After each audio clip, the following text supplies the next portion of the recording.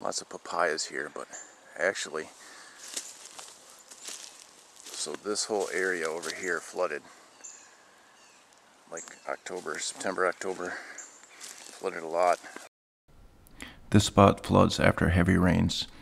It flooded heavily after Tropical Storm Elsa and after Hurricane Ian. That was actually my design. I wanted it to flood. There's the banana pit. Actually, this one started out as a papaya pit. But apparently, papayas don't like wet feet. Their roots, a lot of their roots got all moldy. And I lost about half of the papayas here. This one here kept falling over, so I just cut it off. And it's still growing.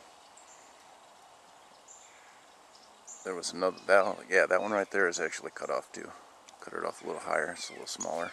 And actually this papaya is a good example. This one fell over 3 or 4 times and I kept sticking it back in the ground. And it still has papayas on it, but I think those roots are all gone. Probably just end up throwing this in the mulch pile and eating these green papayas. You can use green papayas just like you use potatoes. Make mashed green papaya. It's pretty good.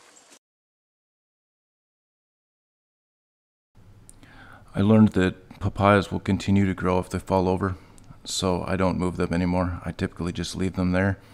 They will continue to grow and produce fruit.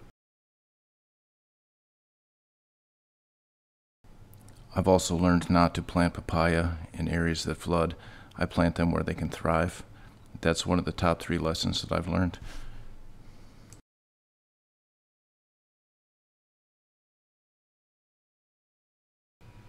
There are other plants that are much better suited for flooding areas, such as this Jaboticaba. They love wet feet. They thrive in this environment. And also the jamun in the background, June plum.